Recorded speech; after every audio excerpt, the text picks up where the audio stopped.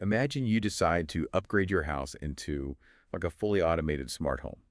You go Mhm. out and buy all this really high-end Oh, equipment. the expensive stuff. Exactly. Like thousands of dollars on a voice-controlled fridge, an automated thermostat, smart blinds, state-of-the-art security cameras. Sounds pretty great so far. Yeah, until you actually install everything, power it up, and suddenly you realize none of these devices can actually connect to the same Wi-Fi network. Oh, man. Yeah. So the thermostat is running on, one random proprietary app. The security system needs a hardwired connection to an old router, and the smart fridge is just, it won't communicate with anything. So you don't have a smart home at all? No. You've just created this incredibly expensive, super frustrating collection of isolated gadgets. Like running your house is actually harder now than it was before you bought all that stuff. That is essentially the daily operational reality for an estimated 69% of the pharmaceutical industry right now. 69%. Yeah. They're trying to modernize, but they are just completely stuck in what the industry calls the pilot trap. Well, welcome to today's deep dive. We are jumping into a really fascinating source document today, all about the role of the Chief Transformation Officer in Pharma 4.0. Which is a huge topic. It really is. And our mission today is to help you understand why these massive, multi-billion dollar pharmaceutical companies just get totally paralyzed trying to adopt new tech. And we're going to dissect this very specialized executive role that's basically designed to pull them out of that paralysis. Right, the person who has to fix the smart home. Exactly. But to set the baseline here for you, Pharma 4.0 is essentially the integration of digital technologies into pharmaceutical manufacturing and development. Right.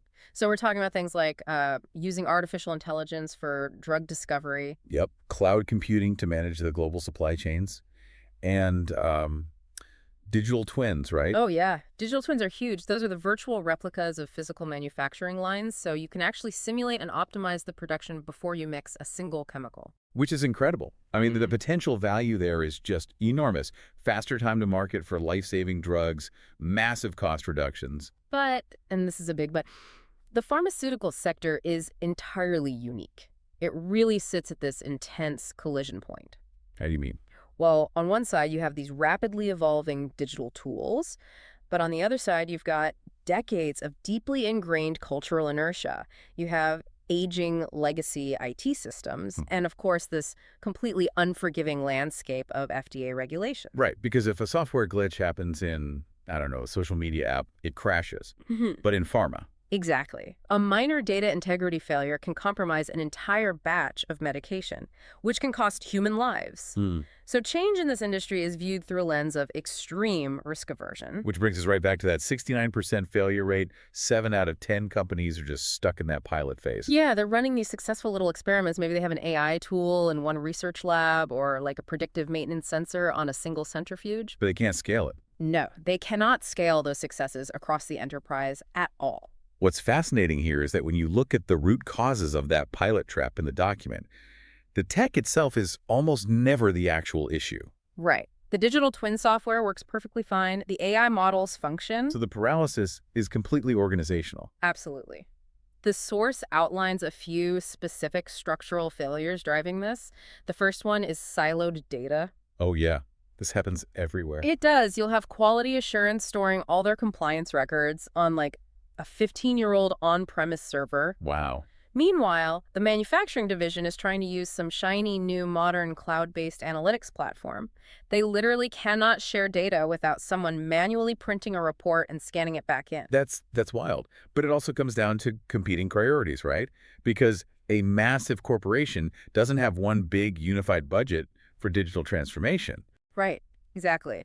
The R&D department is constantly fighting the supply chain department for the exact same IT resources, and they're pulling in totally different directions based on whatever their own internal incentives are. Which leads right into the whole regulatory uncertainty thing. Yeah, when individual departments try to digitize on their own, they hit a wall with compliance. Like, they don't know how to validate a new AI system to meet FDA standards. Oh, they just give up. Basically, yeah, they abandon the project.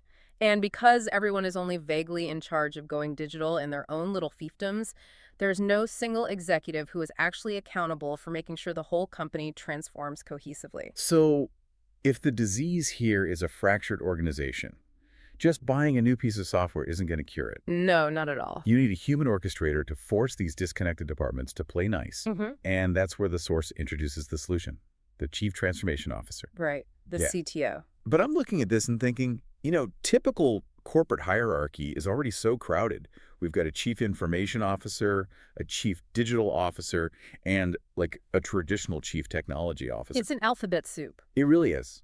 Doesn't adding another executive just create more bureaucracy? It sounds like it would, but the source material delineates these boundaries really carefully. The roles govern entirely different domains. Okay, lay it out for me. Think of the Chief Information Officer, the CIO, as the foundation owner.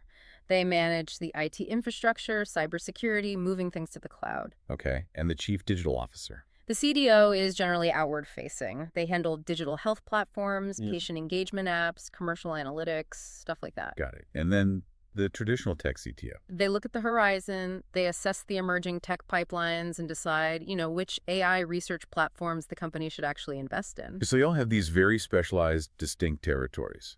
Exactly. But the transformation CTO, they don't own any of those specific tech domains. They own the space right between them. Their whole mandate is the end-to-end, multi-year culture change and the operational integration across R&D, manufacturing, IT, quality control, all of it. So they're the bridge. Yeah, they translate the CEO's grand digital vision into the actual daily realities of the people making the drugs. And the necessity of that bridge becomes super clear when you look at the performance data in the source. There's this Bain & Company database, the ARC database, that looked at over 700 large-scale corporate transformations. That's a huge sample size. It is. And they found that programs overseen by a dedicated transformation CTO achieved 24% more of their planned financial value. 24%? Yeah, and BCG research pushes it even further. They show an 80% improvement in the overall success rate of these initiatives when this specific role is driving the change. I mean, a 24% increase in value capture on a multi-billion-dollar shift, that's hundreds of millions of dollars. Without that central authority, the transformation just fragments. Departments hoard their resources, and everything inevitably falls right back into the pilot trap. But, okay, understanding the financial impact is one thing. What I really want to know is what they actually do all day. A CTO isn't just sitting there staring at cloud architecture diagrams, right? No, definitely not. The Bain research outlines a framework of 5 specific roles, or hats, that the CTO is constantly rotating through. Okay, what are they? You've got the strategic architect, the integrator, the operator, the coach, and the controller. Okay, let's unpack this, because that's a lot of hats. It is. So, as the strategic architect, the CTO defines what Pharma 4.0 actually means for their specific company. They map out the portfolio of digital initiatives and align the CEO on timelines. Right. But the integrator role, that's where the friction starts, isn't it? Oh, absolutely. This is where the CTO actively breaks down those silos we talked about.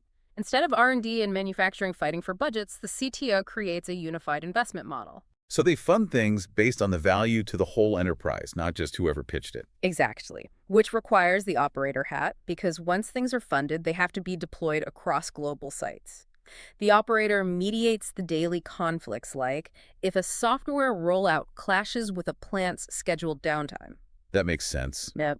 But the last two, the coach and the controller, I feel like these reveal the most about the psychology of corporate change. Yeah. Especially the controller role. Yes. The source talks about this concept called hunting for watermelons. I love this analogy. It's so accurate. So watermelon reporting is this chronic issue in huge corporations. A watermelon program is an initiative that looks perfectly green and healthy on the outside. Right. All the PowerPoint slides have green check marks for the executive board. On time, under budget. Exactly. But when you cut into a watermelon... It's completely red on the inside. Yes. The project is secretly failing. It's bleeding because of hidden technical debt or a lack of engineers or maybe massive regulatory delays. But the project managers are just too terrified to report that up the chain. So the CTO, as the controller, has to basically kill that culture. Right. They have to establish these rigorous tracking frameworks that demand a red is good mindset. Which is wild to me. Because telling a project manager in a highly regulated pharmaceutical environment that red is good goes against every single survival instinct they have. Totally. It requires a profound psychological shift.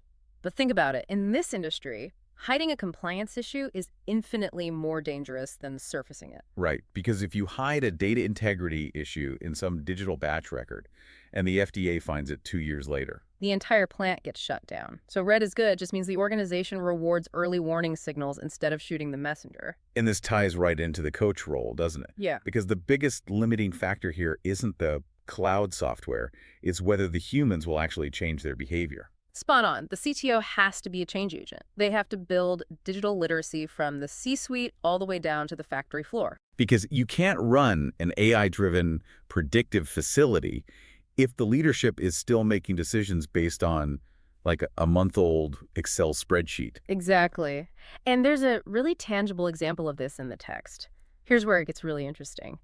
The source has a case study of a massive global biotech company. Right. They brought in a CTO because they were facing a perfect storm. Yeah, simultaneous patent expirations on their best drugs, cheaper biosimilars flooding the market, and declining ROI on their research. So they execute this 3-year transformation program, launch over a dozen digital initiatives, and end up generating more than $1 billion in savings. $1 billion? It's staggering. But how they did it illustrates the coach and integrator roles perfectly, because they didn't just lock the executives in a room and issue a top-down mandate saying, everyone use this new software now. It never works. Never. Top-down mandates rarely change daily behavior. So instead, the CTO co-designed the transformation from the ground up. Right, they use change agents. Yes. They found 5 or 6 credible, mid-level leaders within the business units and embedded them. Like a respected shift supervisor on the manufacturing floor. Exactly, because when that supervisor shows their team, hey, this new tool saves us 2 hours of paperwork a week, the adoption rate just skyrockets. It's organic proof. And within 2 months, they had to double the number of change agents, right? Yep. And by the end, they had a 300-person network of these embedded digital champions globally. It's really the only way to scale a transformation. Make it normal until it's just the standard way of working. But wait, there's a massive logistical tension here that we have to talk about. Okay, what is it? The tech sector operates on agile methodology, right? Rapid iteration, minimum viable products, push out updates, move fast and break things. Sure. But pharma is governed by GXP compliance. Good manufacturing practice, good clinical practice. You absolutely cannot move fast and break things when you're programming a machine that mixes life-saving medicine. No, you definitely cannot. Reconciling agile speed with GXP compliance is basically the central puzzle of the CTO's job. How do they even do that? Well, the source gives us another case study, a PMO 4.0 global pharma transformation, and they delivered 215 separate KPIs and achieved a 25% reduction in plant cycle time. Which is huge. Yeah. Cycle time being the total time it takes to process a raw material into a finished packaged drug. Cutting that by a quarter globally is massive. Absolutely. And they got that speed by combining agile project management tools with very formal GXP-compliant validation frameworks. Okay, give me an example. So they use digital Kanban boards, platforms like IOBear. Kanban, like the visual workflow boards with the cards you move across. Exactly. Normally, if an engineer wants to change a manufacturing line, they draft it, email it to quality assurance, wait a week for review, send it to IT. It takes forever. Right. But with the digital board, the whole cross-functional team collaborates in real time. The proposed change, the risk assessment, the regulatory sign-off, it all happens concurrently and transparently. Yeah. Okay, but visualizing it doesn't change the fact that the FDA still wants a mountain of documentation to prove the software is safe. Right. And that is where the validation framework kicks in. The CTO used something called CSA, Computer Software Assurance. Wait, isn't it usually CSV? Yes. Historically, it was computer system validation, which meant brute force testing and documenting every single feature in a system, no matter the risk level. It was exhausting. So what does CSA do differently? CSA flips it. It lets companies focus all that rigorous testing almost entirely on the specific features that directly impact patient safety or product quality. Ah. So if software update just changes the background color of the app, you don't need 100 pages of testing docs. Exactly. But if it changes the temperature threshold for storing the drug, then you apply maximum rigor. That makes total sense. It's a risk-based approach. Yeah, it satisfies the software engineers who want to move fast and the regulatory auditors who need compliance. Okay, so if a transformation CTO somehow navigates this regulatory maze, scales the tech, and fixes the siloed culture, how do we actually measure if they succeeded? Well, the source outlines some very specific cross-functional KPIs. Okay, let's hear the numbers. So in manufacturing, the CTO targets an OEE overall equipment effectiveness of over 85%. And 85% is really good, right? I mean, the machines are rarely breaking down, running at optimal speed, producing medicine that passes quality control. Exactly. And in the quality department, they aim for a 30 to 50% reduction in batch rejection rates. Meaning way fewer raw materials and finished drugs are just getting thrown in the trash because of errors. Right. And they also measure the humans. They track workforce metrics, aiming for 80% or higher in enterprise-wide digital literacy. Hitting all those targets across so many different departments has to take a very specific type of person. It does. The source cites Korn Ferry research on executives who lead these complex shifts. And they found that leaders with high strategic capacity, resilience, and basically the courage to actively challenge legacy corporate culture, they drive 5.5% greater annual revenue growth over a 4-year period compared to peers who lack those traits. That's a huge competitive advantage. Listen to all this. The transformation CTO really sounds like the scaffolding you use to build a skyscraper. Oh, I like that. How so? Well, when you're fundamentally reinventing how the company operates, the scaffolding is mandatory, right? It provides the structural support and the pathways for the workers to actually build the new system. Right. But the whole point of scaffolding is that it's temporary. Yeah. Once the building is structurally sound, if you leave the scaffolding up, it's just a liability. You have to take it down so the building can stand on its own. If we connect this to the bigger picture, Boston Consulting Group has an organizational life cycle for the CTO that mirrors that exact concept. Yeah. They defined 5 stages: setting up the role, selecting the right executive, positioning them for success, sustaining the momentum, and then stage 5 is literally exiting and moving on. Wow. So the mandate to eliminate your own job is written in from day one. Exactly. A successful CTO works themselves out of a job. The ultimate goal is to embed these digital capabilities and agile workflows so deeply into the core business that you don't even need a separate transformation program anymore. It's just how the company operates. Right. When the head of R&D and the head of supply chain are just naturally using digital twins to collaborate on a rollout, and they don't need a mediator to force them into a room, Then the CTO is one. mission accomplished. The transformation ceases to be an event. It's just standard operating procedure. So what does this all mean for you, the listener? I think the ultimate takeaway here is that surviving a massive industrial shift like Pharma 4.0 isn't about finding some magical piece of technology. You can't just buy a cloud system or an AI algorithm to fix a broken, siloed culture. You really can. The tech tools are just leverage. Right. The transformation CTO provides the fulcrum necessary to actually use that leverage. They have the authority to align human behavior, fix decades of IT debt, and navigate the compliance structures. Completely agree. But as we wrap up, I want to leave you with a broader thought to kind of mull over. Look around your own organization or your own industry. Are you surrounded by disconnected, isolated watermelon pilot programs? Most people probably are. Right. And the CTO exists because human organizations naturally drift towards silos and tribalism. We need a human orchestrator to force integration. But as AI keeps evolving, moving beyond just data analysis to actively managing complex workflows and predicting bottlenecks, it raises this crazy question about the future. Oh, I see where you're going. Right. If the ultimate goal of the transformation CTO is to work themselves out of a job, could the next phase of Pharma 4.0 be an AI system capable of acting as that integrator? Wow, an algorithmic CTO. Exactly. Could the scaffolding of the future be entirely algorithmic? An AI that analyzes the friction between R&D and manufacturing and automatically reallocates resources without human intervention at all. That completely reframes the ceiling of digital transformation. It really does. Something to think about the next time you're fighting for budget resources. Until next time, keep digging, keep questioning, and keep learning.